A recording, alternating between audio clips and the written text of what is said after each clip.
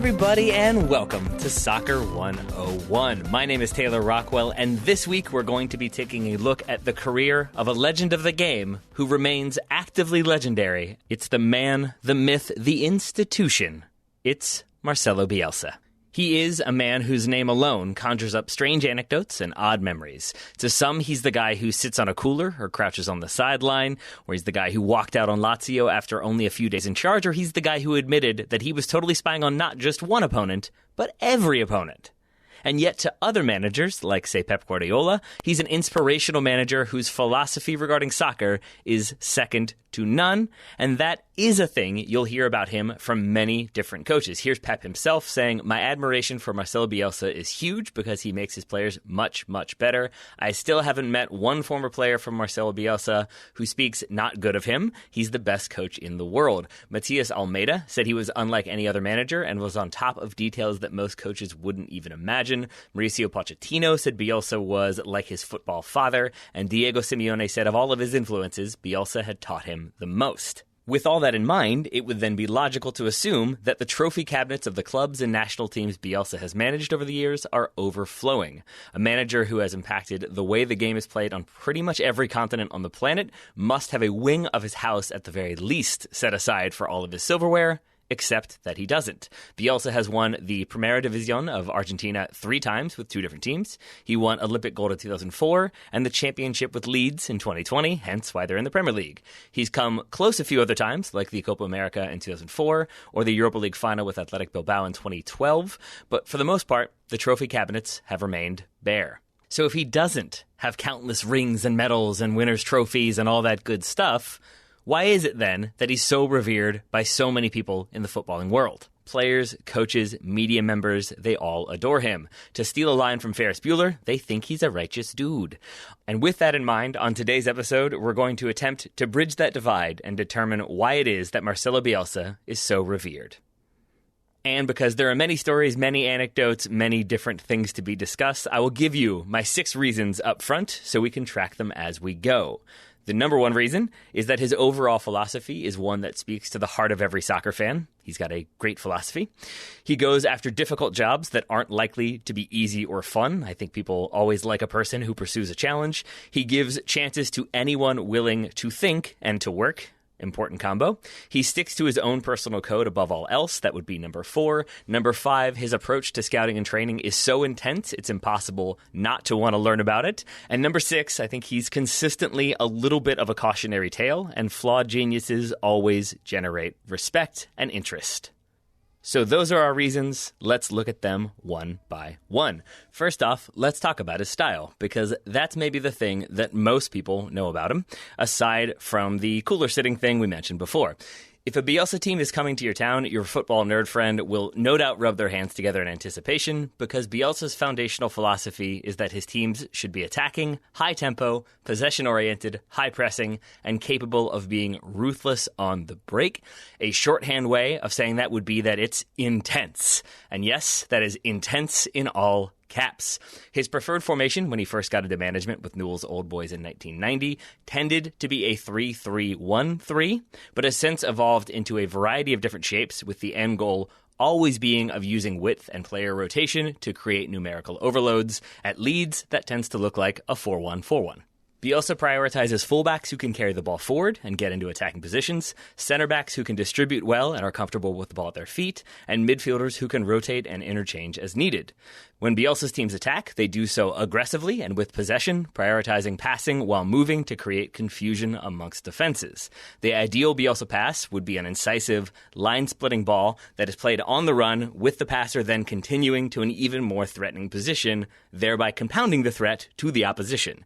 You can see it's kind of complex. It takes a while to get used to it, but once you do, your team scores goals. To allow for this positional fluidity, Bielsa remains a believer in the idea that everyone should practice everything. There are certain specialized drills for specific positions, but by allowing every player to get familiar with lots of different responsibilities, he therefore allows for greater, for lack of a better way of putting it, I'll go with practiced improvisation on the field. It's all about self-sacrifice to learn the system and then having the discipline and physical fitness to properly execute that system. So we have our very simplistic blueprint for how Bielsa teams like to play. Let's talk a little bit more about Bielsa himself. I'm going to go to a CNN article announcing his resignation from the Argentina national team after they won Olympic gold. Here is what that article said.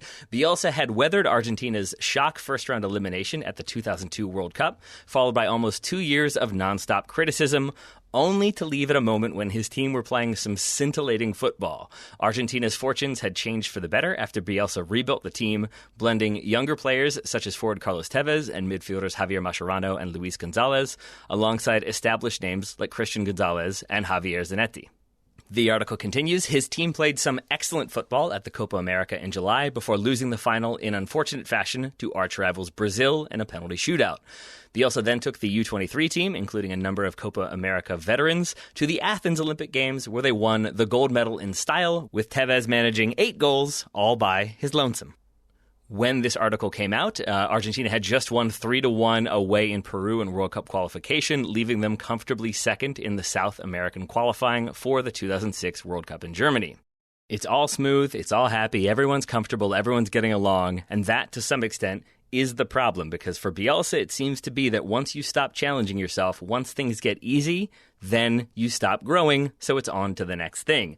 Former player Ricardo Lunari said of Bielsa, quote, "He is a person who likes to focus on goals that aren't easy to achieve. Things that are easy bore him. He is interested in difficult challenges that have a lot to do with the heart that he can put into them and the people that he works with," end quote. So with that in mind, let's look at that second bullet point that makes Marcelo Bielsa so beloved. It's that he goes after challenging positions. And to do so, we're going to go over some of the jobs he's taken, specifically what the situation was at those jobs when he took over. Let's start with that Argentina team. Prior to Bielsa taking over Argentina in 1998, the national team had been managed by manager Daniel Pasarella, who had banned long hair, earrings, and homosexual players from his squad. Not great, Daniel. Not great. For those and other reasons, key players refused to participate in the 1998 World Cup, in which an Argentina squad with a lot of hype crashed out in the quarterfinals. That they had gotten there at all was very much perceived as in spite of Pasarella as opposed to because of him. So then Bielsa takes over, changes up the squad, brings in some new faces, has the initial setbacks that we've already talked about, then gets the team bought in and playing very well. They win the Olympics.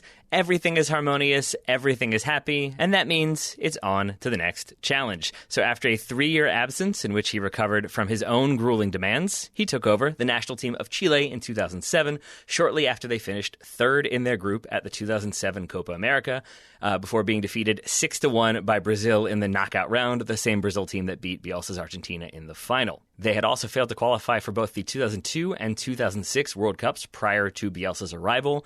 So what we're trying to get at here is that he's not taking over Brazil, he's not staying with Argentina, he's moving to another national team that requires a lot of oversight and innovative thinking, and essentially allows him to build something greater than what they were from before he arrived, but more on that later. At Lazio, later on in his career, he became the 6th manager in 6 years when he succeeded Stefano Pioli in 2016. He lasted 2 days, but that's slightly misleading. The club had been in negotiations with Bielsa, who identified 7 players he wished for them to sign. Lazio failed to sign any, and instead sold a total of 16 players from the prior season squad. But it wasn't the squad itself that led to his departure, but rather a lack of trust. More on the importance of trust later. And then there's the obvious example of Leeds United, one of England's biggest clubs historically, in the Championship when he takes over, now back in the Premier League because I would say largely his vision and coaching ability got a mid-table squad almost promoted in his first year and very much promoted in his second. So what we can see is that Bielsa likes tough gigs, and I think a big part of that is because they give him the creative freedom to do what he wants when it comes to player recruitment, and that often leads to success, which is our third point. He gives opportunities to players as long as they're willing to work and willing to think, to challenge themselves. For Chile, immediately upon being hired in 2007, he proceeded to give debuts to youngsters who would go on to make the knockout round of the 2010 World Cup, before again losing to Brazil, but that was a team that Johan Cruyff said played the most attractive soccer of anyone at the World Cup. That was also a Chile squad with a 21-year-old Mauricio Isla, a 23-year-old Arturo Vidal, a 22-year-old Gary Medel, and a 21-year-old Alexis Sanchez, who credits Bielsa with the sort of rise of his career and how he got to the peak of his powers way back when. Along the way, Bielsa oversaw Chile's first competitive victory over Argentina, leading to the sacking of his successor for La Albiceleste, Alfio Basile, and he helped Chile qualify for the 2010 World Cup after they had failed to do so, as I said before, in 2002 and 2006. When he was manager of Athletic Bilbao, he brought over Ander Herrera in 2011 for $8 million and Aritz Aduriz in 2012 for $2.75 million. Herrera was sold to Manchester United for $39.6 million in 2014.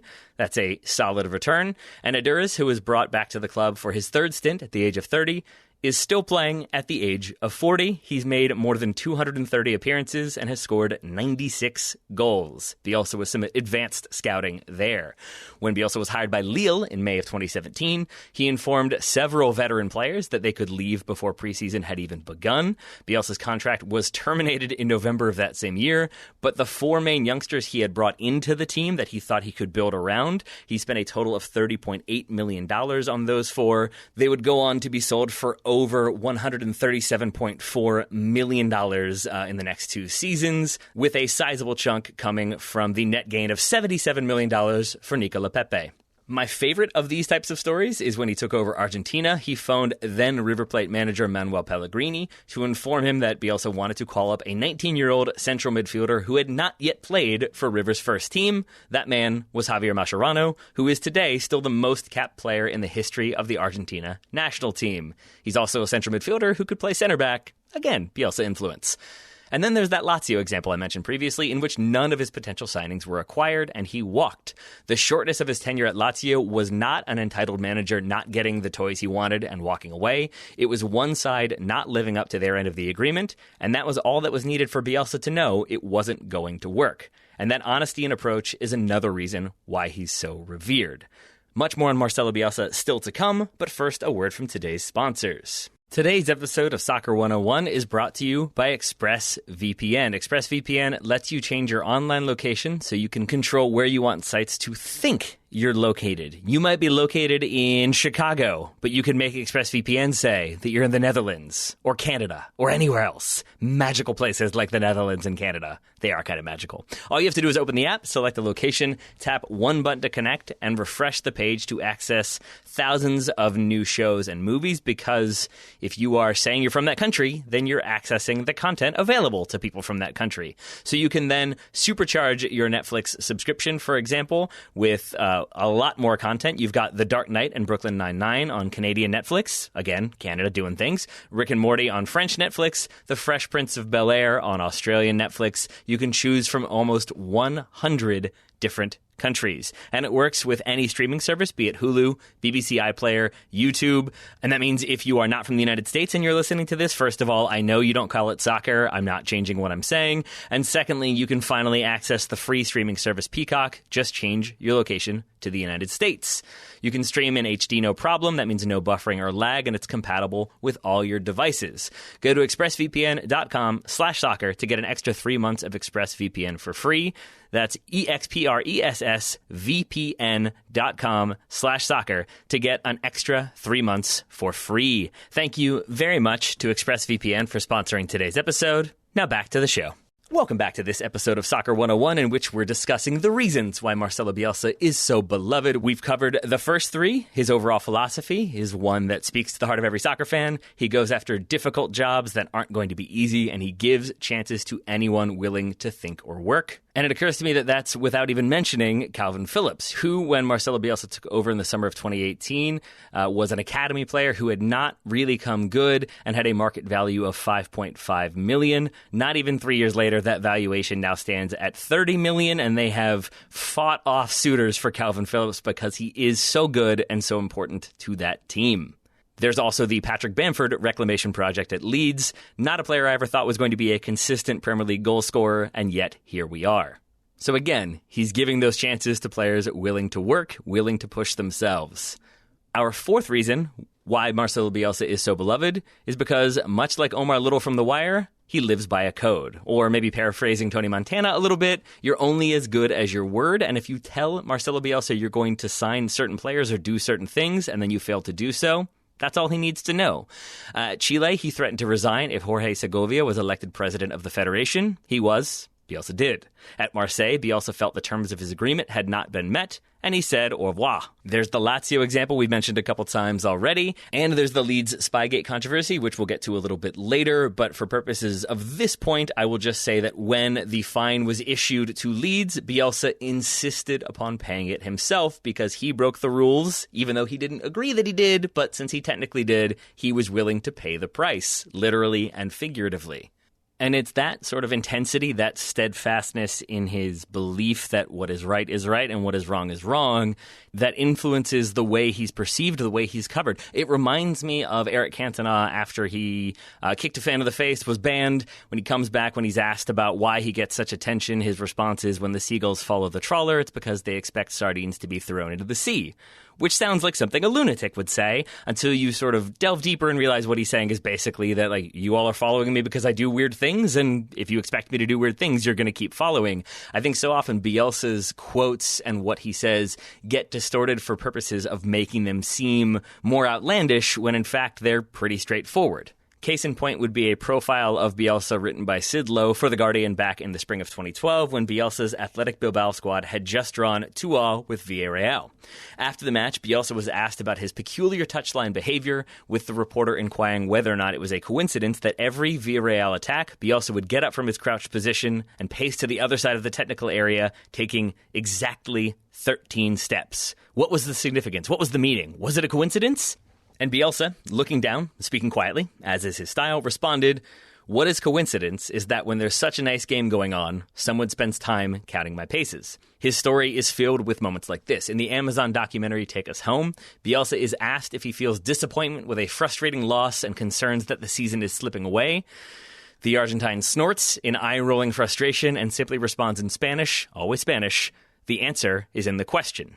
He doesn't suffer fools. He wants to talk about the basics, about the details, about the game. He doesn't want to get into all that other stuff because if you can get past the surface weirdness, he tends to provide genius explanations of everything that's happening.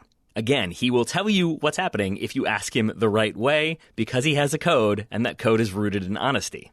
So we have a manager who likes difficult challenges, is willing to give opportunities to unproven youngsters or veterans who have been cast aside or written off. He plays attractive attacking soccer with fluidity and goals. It's no wonder that so many of the coaches we've come to appreciate today have their roots in Bielsa ball.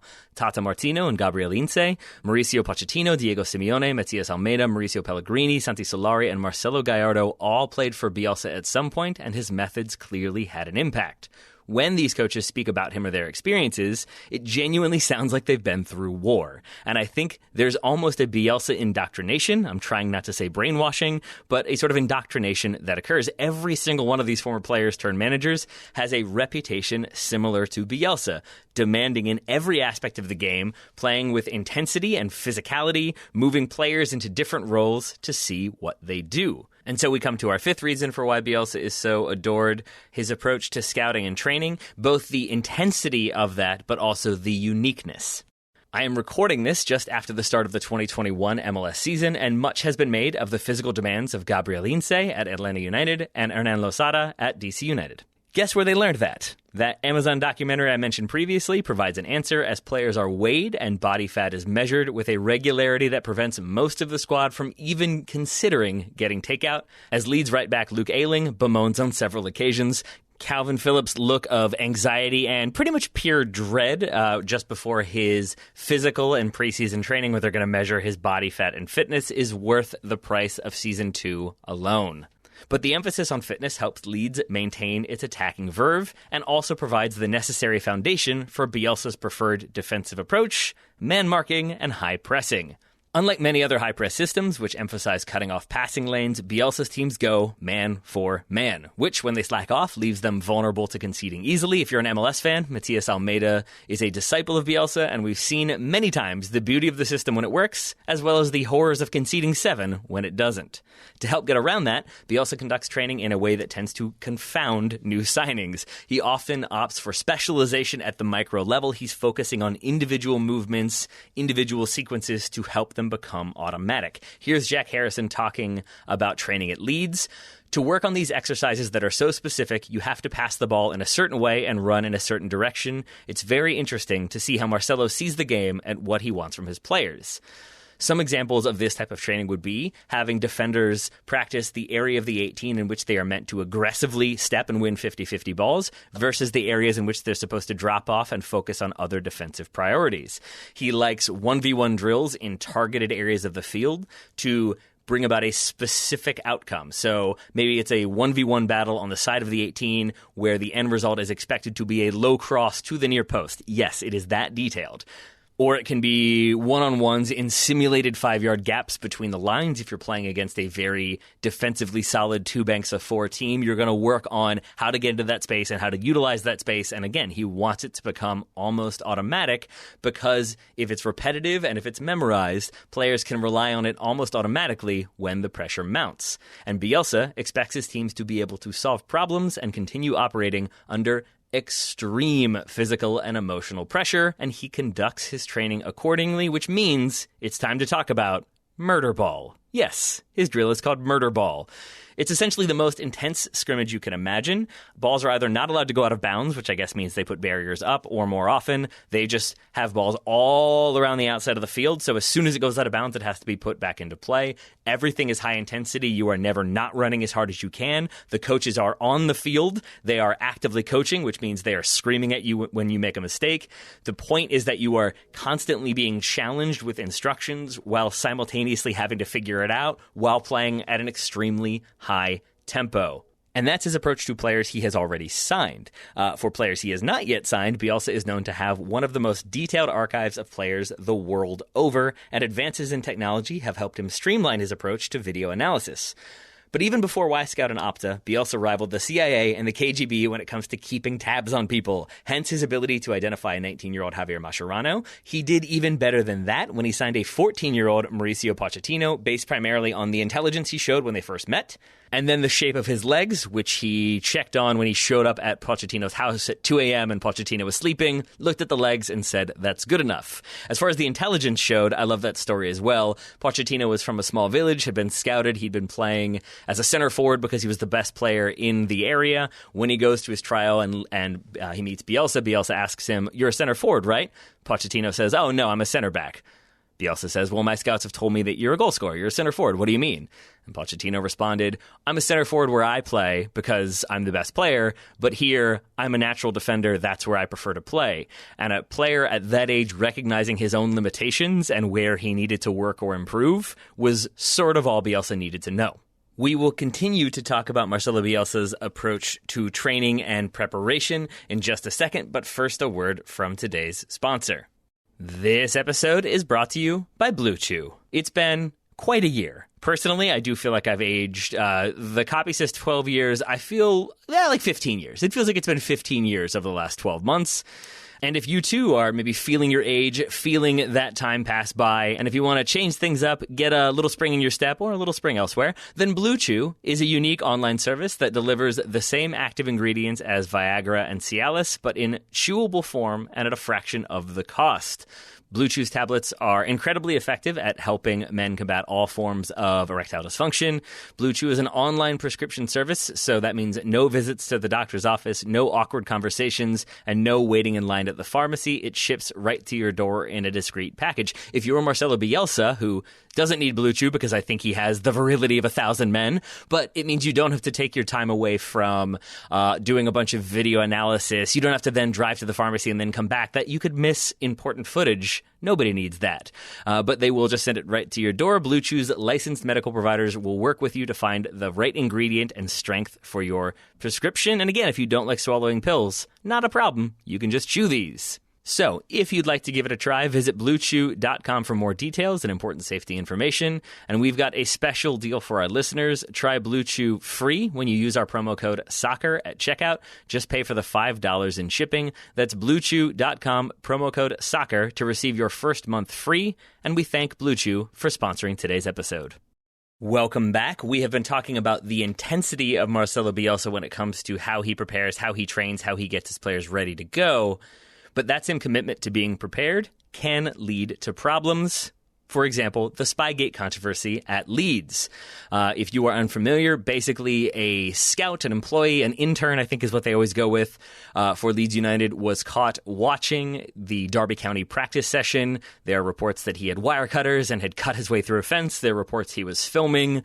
Leeds didn't comment on some, rejected other ideas, but the way Bielsa handled it is maybe the most amazing moment I can think of when it comes to a press conference. Bielsa called members of the media in for an impromptu press conference. There were some expectations that maybe he was going to walk, because in the past, when confronted by perceived bad actions, he would stick to his code and say goodbye. But in this case, he delivered a 70-minute presentation on the work that had gone into scouting Derby County. The goal was to demonstrate how much effort is put into preparation versus how little of a role that intern filming video might have played. But even then, he apologized. He tried to explain the cultural differences, claiming that that sort of observation is more common in Argentina. And as I said previously, ended up paying the fine himself. He did acknowledge, I have my people scout all of my opponents before games. This is a thing that's done. This is how I understand it to be when it comes to sort of preparing for your games. And in that, it was him sort of like, oh, this admission of guilt. I can't believe he said that. I can't believe he does this. And again, if you read actually what he's saying, he's admitting like, yeah, this is what makes sense to me. This is what I was taught culturally. I didn't realize this isn't how I'm supposed to be over here, so I won't do that anymore. But it's that honesty, it's that vulnerability that I think makes him so special. But that honesty and that vulnerability lead to the final reason why I think Bielsa is held in such high regard. And it's essentially that he's a cautionary tale, that I think he's a man who sticks to his guns no matter what. He will not break his word, and that means that he will move on, he will leave a job, he will not take a job, even if it's a very lucrative one where he's going to have tons of resources. If it doesn't fit with what he wants, then it doesn't fit. And that means he's taking over clubs that will give him the freedom, at least for a little while, to do what he wants, but maybe not win that much. And that lack of winning silverware, that lack of constantly being at the top of the world game, is why I think coaches look up to him. This is my own theory, to be clear, but I think on some level, a lot of his disciples think they're better than him. He is effectively a flawed genius that can be both inspirational and motivational, but also stubborn, demanding, and intense. He's a brilliant tactician who paved the way for analytics and video analysis and training, but maybe sometimes at the expense of seeing his players as humans. He's so devoted to his beliefs in attacking soccer that he will die by the sword rather than live by parking the bus. And so he hasn't won every single thing like Pep Guardiola. He hasn't won 3 straight Champions League trophies like Zinedine Zidane, or won multiple Champions Leagues with different clubs like Carlo Ancelotti.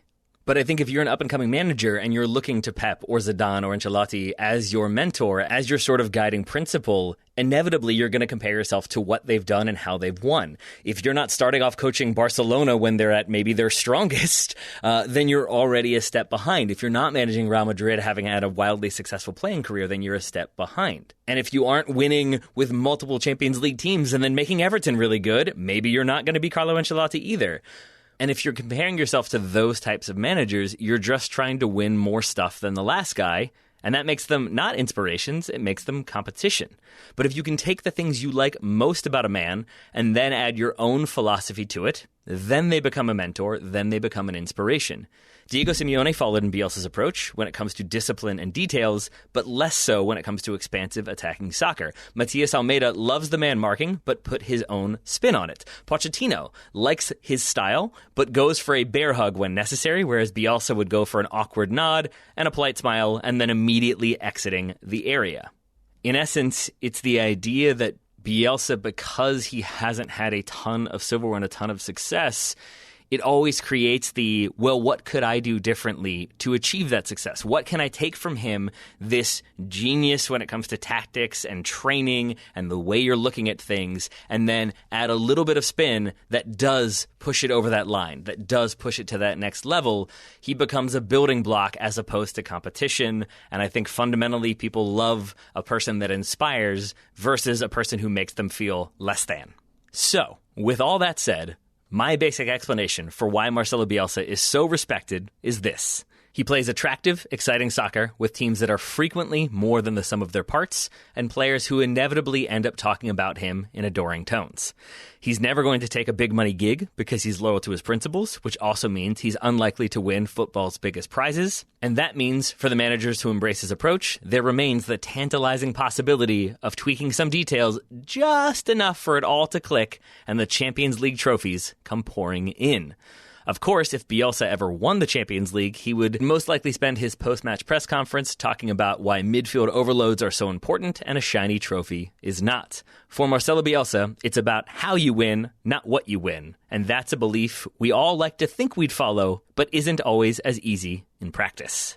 And with that, we've come to the end of another Soccer 101 episode. If you liked this episode, if you liked the story of Marcelo Bielsa and my sort of theories about him, please feel free to share. Please tell your friends about it because we want people to know about Soccer 101.